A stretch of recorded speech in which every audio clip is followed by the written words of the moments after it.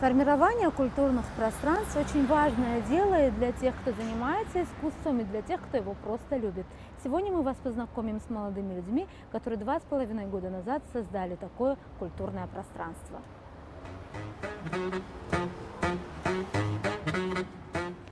Здесь, в одном из старых сухумских дворов, молодые люди открыли культурную площадку «Склад». И сейчас мы посмотрим, чем они там занимаются.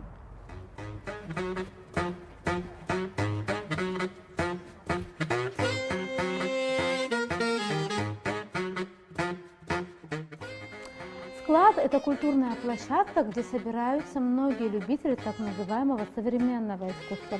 Свои выставки здесь проводили не только местные, но и многие иностранные художники.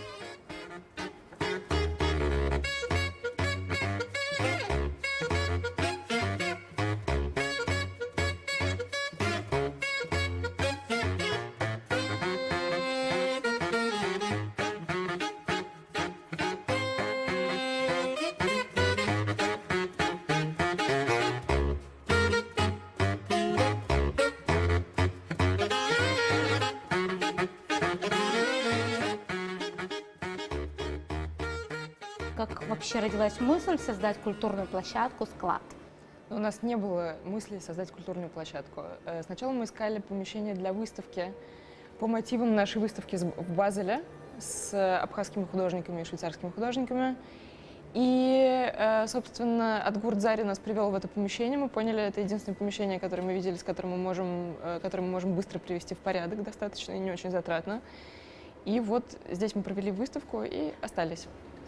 То есть, получается, когда вы сюда пришли, что здесь было? Просто пустое пространство, наверное? Да, здесь был такой большой сырой склад. Вот если вы пройдете за вот эти вот ширмы, которые мы построили, то вы увидите то, что здесь было во всем помещении. То есть это было такое сырое помещение, в котором были разбросаны декорации огромные.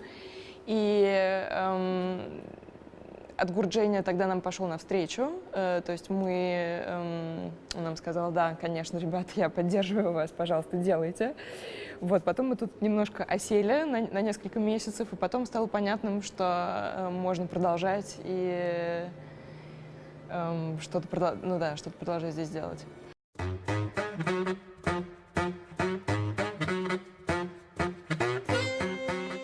А вот выставка в Базеле, что это была за выставка, из которой потом родился «Склад»? Что это было вот изначально? Это была выставка, которую организовывали кураторы такой городской галереи в Базеле.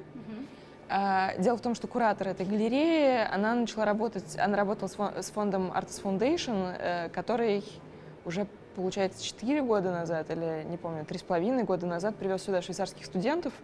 Дагмар Райхерт, она до сих пор продолжает работать в Абхазии с разными проектами, не только с нами. И то, что они сделали, это они привезли художников из Швейцарии на мастер-класс сюда. И 1,5 недели они здесь жили в Синопе и ходили по городу, узнавали людей, они работали вместе с абхазскими художниками. Искали в таком очень быстром формате контент для своих работ, скажем так. И ребята сделали очень много всего интересного, то есть они питались впечатлениями, которые они здесь получили.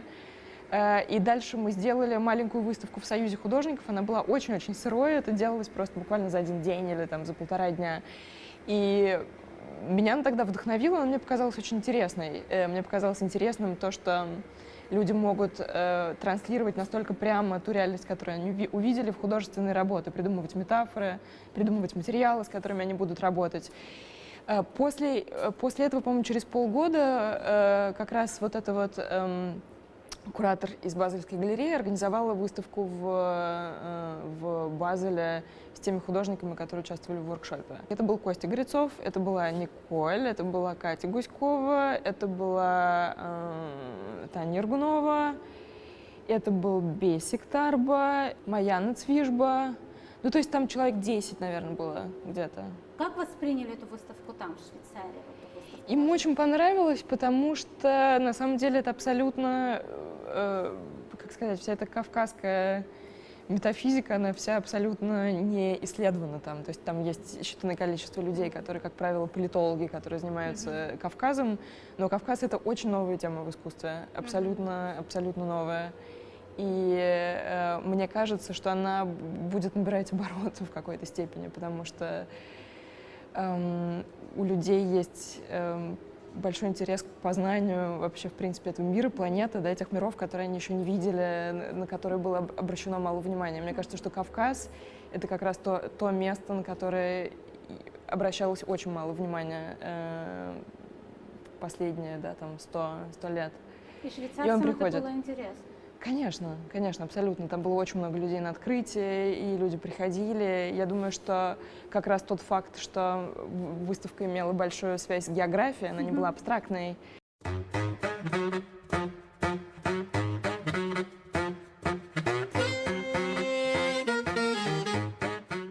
А выставка называется «1+1», и она о сумме слагаемых, да, которые не как в математике, а как, если их рассматривать в искусстве, то это больше, чем сумма двух вещей. Это тот смысл, который появляется при взгляде на эту сумму. То есть, в принципе, выставка начинается, наверное, с работы вот Аси Савельевой, и именно по ее названию назван весь общий проект.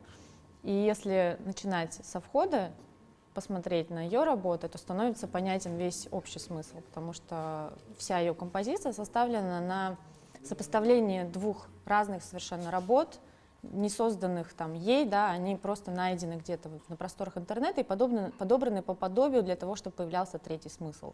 Таня, такой вопрос. Приходят люди, смотрят ваши выставки. Я абсолютно уверена, что есть те, которые не принимают и не воспринимают. Вы слышите наверняка, может быть, ну, если не критика, то какие-то вот недопонимают что-то и спрашивают, вообще спрашивают, а что это? Вот, бывает такое? Наверняка бывает. И как вы, Бывает. кстати, к этому относитесь? Смотрите, вот вчера уже тоже спрашивали во время интервью, да, как понимают, как не понимают. Вот я не требую понимания своих работ или того, что мы создали на выставке полностью. Я считаю вообще, что это невозможно.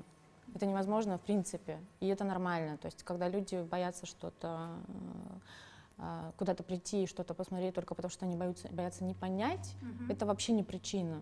То есть, если ты хотя бы задумаешься, что ты хотел там посмотреть, да, или хотя бы тебе что-то понравилось, что-то зацепило, или ты что-то почувствовал, вот это уже главное. Что-то понимать, вообще каждый человек интерпретирует и понимает работу по-своему, я в этом убеждена. Поэтому не вижу смысла объяснять каждую работу, не вижу смысла ходить и вот обязательно рассказывать обо всем. То есть это нужно. На самом деле современное искусство, оно требует сопровождения какого-то в виде текста. То есть когда я раньше, да, смотрела выставки, я просто их разглядывала. Когда я начала сама уже заниматься вот этими выставками, их произведениями, я стала прям читать уже все, что только написано, потому что я уже, отталкиваясь от уже своего опыта, понимаю, что это необходимо. Но такого понимания каждой работы нет.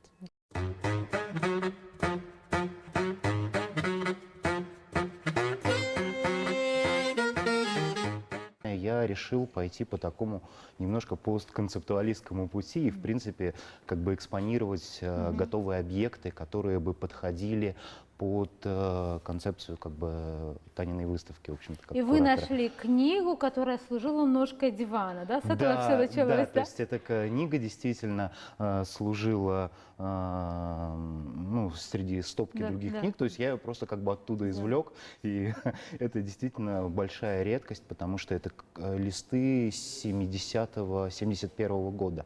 71-го года книжки, которые изданы очень маленьким тиражом Академии наук СССР. Вот. И, в общем-то, эта история про луноход, она появилась спонтанно, да, и она вот так вот развивалась, и, в общем-то, пришла к своему завершению, такому логическому, ну, в принципе, завершению как такой более или менее состоявшийся проект буквально там позавчера. Да. То есть, когда мы это все монтировали. То есть вы как-то связали все эти научные, космические вещи о Луне, да, высадки с романтикой с Сухумского побережья, да? Каким образом? Вот расскажите просто. Ну, то есть это сама по себе интересная история. То есть Это история, собственно говоря, про потерянный луноход, про первый советский луноход. То есть это первый аппарат, который был отправлен людьми на другую планету. И, соответственно, этот луноход был потерян в течение 40 лет. То есть с ним была потеряна связь, он очень долго проработал, 11 месяцев. Его потеряли на 40 лет, никто не знал, где он. Вот. Потом, соответственно, 10 лет назад его нашли американские физики, потому что он был, несмотря на то, что он там просто стоит, он очень нужен для дальнейших как бы опытов и очень многое, в общем-то, может рассказать. Поэтому его искали. Вот. И, собственно говоря, вот эта история про потерянного на Луне такого персонажа, похожего на краба, она очень интересно связалась, собственно говоря, и найденная, причем именно в Сухуми, да, она, в общем-то, связалась с таким вот нарративом, который, собственно говоря, вы прочли. Да, то есть вы связали это с «Маленьким принцем» Экзюпери? Нет, это просто такие ассоциации. Эта ассоциация возникла у одного сухумского художника, но я не стал ее дальше делать. Я думал, что эти листы, в принципе, можно было бы разрисовать и сделать как бы немножко такой нарративный комикс. Вот. Ну, то есть рассказать эту историю. То есть изначально мне думалось, что вот что делал этот луноход эти 40 лет на Луне. Конечно же, он там, можно представить, что он думал о Земле, потому что это все-таки продукт человеческих рук. Вот, думал о там чем-то хорошем. Да, соответственно, какая-то лирическая тема могла появиться, но я понял, что вмешательство, разрисовывание там вот этих как бы листов, это не смотрелось, это нарушало их как бы наукообразную строгость и, в общем-то, расхолаживало немножко как бы этот небольшой как бы стенд как бы такой выставочный. Поэтому я отказался от этого, хотя это присутствует здесь, просто эти моменты закрыты.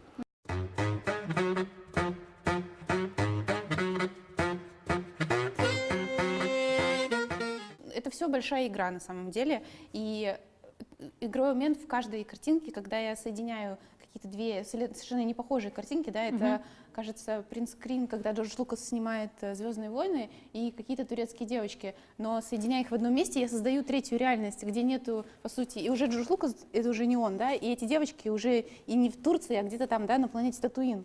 То есть я к тому, что каждая из этих картинок, она как бы, ну вот Таня говорила, 1+1 не равно 2, да, 1+1 это раз, и взрыв, и новая вселенная. И, то есть, получается, вы создаете тему? Каждая картинка — это отдельная тема, да. А созданные вместе — это просто один огромный коллаж, который просто, ну, наша жизнь. Мы каждый день как бы в себя впускаем огромное количество информации, и то, как мы ее обработаем и соединим, это уже наш выбор. Вот. И вообще, как бы, общий посыл всего этого, ну, шутка и игра. И я считаю, что общее искусство должно быть ироничным и самоироничным. И художник, который может над собой посмеяться, ну, мне кажется, таким он и должен быть. Я сюда приехала в 2012 году первый раз. Мы с Таней участвовали в реставрации Абхазского театра. И, ну, как бы все, я теперь не могу расстаться с этой страной. Мне очень нравится каждый раз приезжать. И мне очень нравится то, что здесь делает Таня с Асидой. И я считаю, что это, ну, как бы, это уникальный проект в плане того, что он существует здесь, и он дает людям такую возможность. Я говорю, типа, не бросайте это, продолжайте это делать, потому что вы своим как бы действием, ну, как капля, которая за собой круги оставляет, и как бы я вообще просто с большим уважением отношусь к тому, что здесь происходит. В общем, желаю ребятам еще удачи и не терять энтузиазма.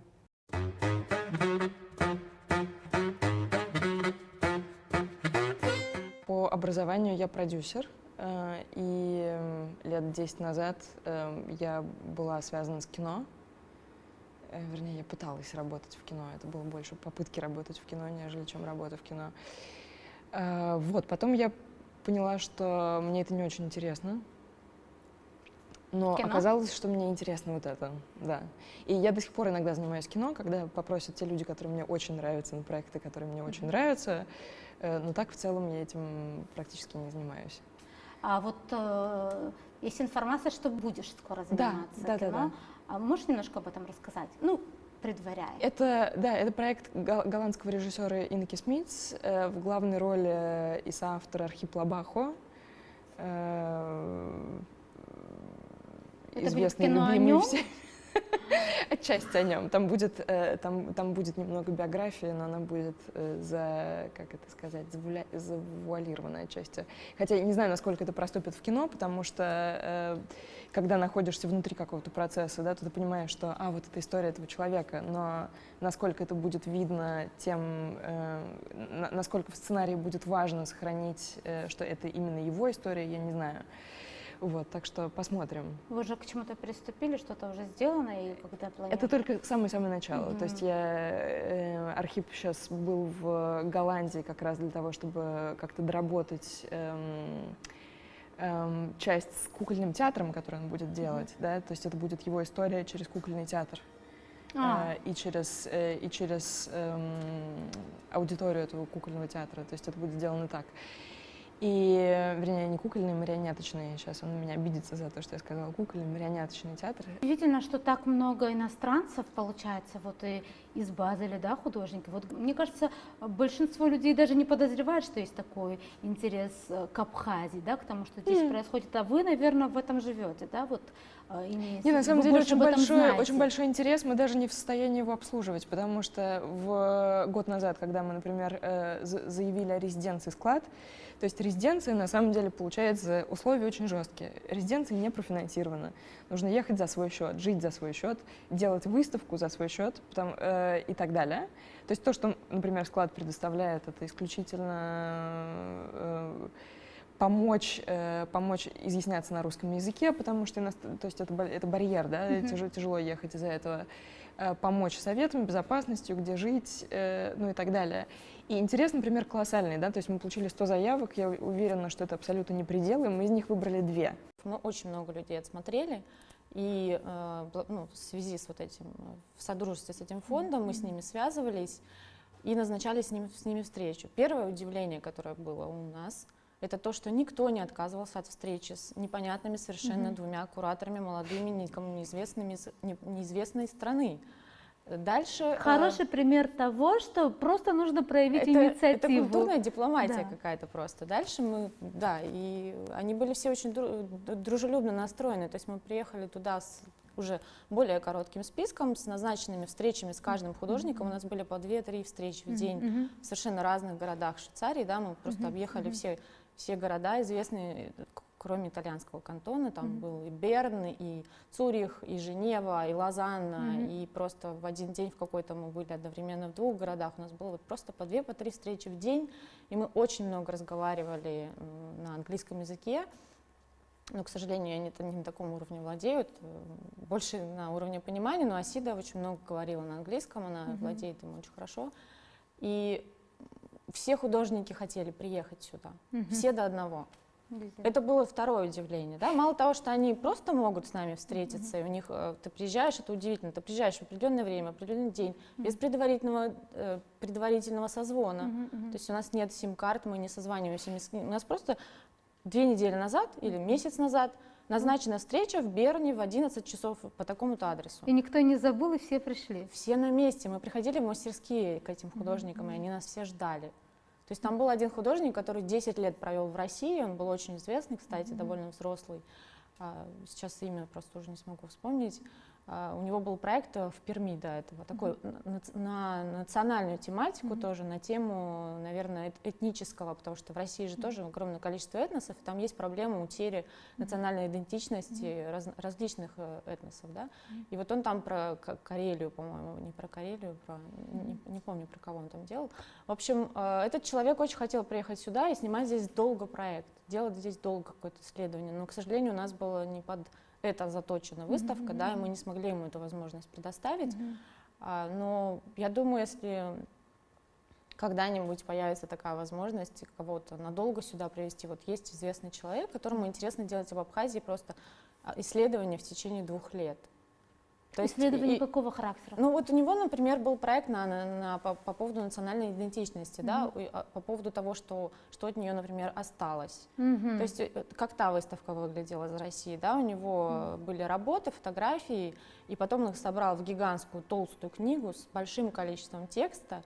И вот эта выставка с этой книгой ездила по разным городам мира. Она там была в Токио, она была в Нью-Йорке, она была в каких-то еще очень известных городах по всей планете, на разных континентах, в том плане, что вот это тот пример, как надо себя показывать. Ты привозишь сюда художника, который делает какую-то работу очень длительную, и потом с этой работой он рассказывает о том, что есть Абхазия, вот есть такая маленькая страна, вот так там люди живут, и вот она интересна вот этим, вот этим, вот этим.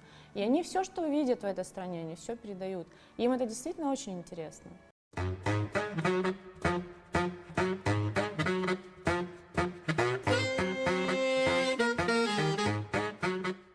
Склад, для меня склад — это прежде всего там, где люди могут сойтись в одной точке своими интересами, своими мыслями, своей, я не знаю, своей душой, своими проблемами, и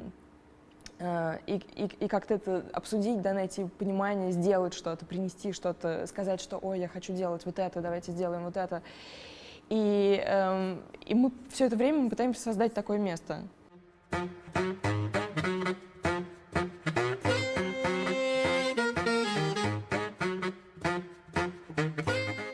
Кстати, вот у вас были вечера поэзии, да, я слышала, что Да, такое? недавно был. И как? Потрясающий Как он прошел? просто вечер был. Вот честно скажу, что никто не ожидал, и мы даже не ожидали, что будет не то чтобы такой интерес, а что будут такие ребята потрясающие. То есть они читали свои стихи да. или...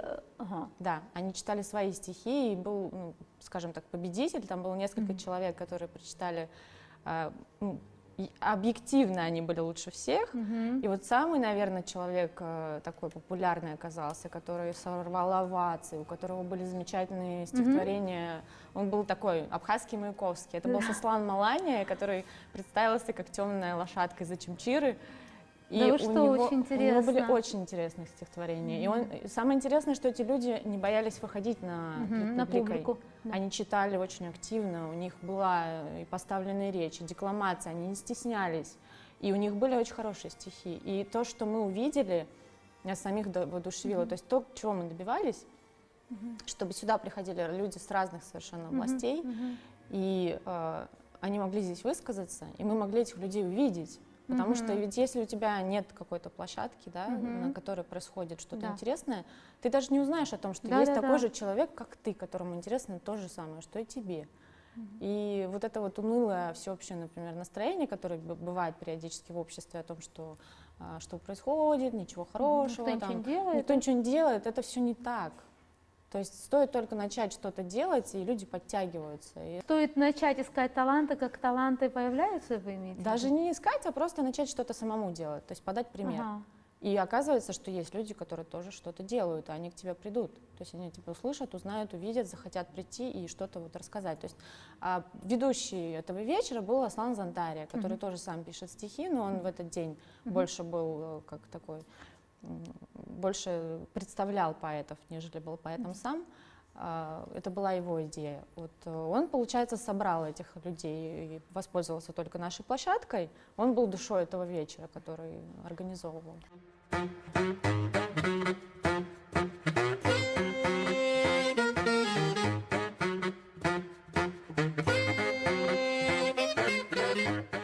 Сегодня мы познакомили вас с создателями культурной площадки «Склад». Все проекты, все выставки, которые проходили внутри этого пространства, это результат их плодотворного сотрудничества и, конечно, дружбы. Мы желаем им дальнейших интересных проектов, которые будут радовать нас всех. А я с вами прощаюсь. До новых встреч!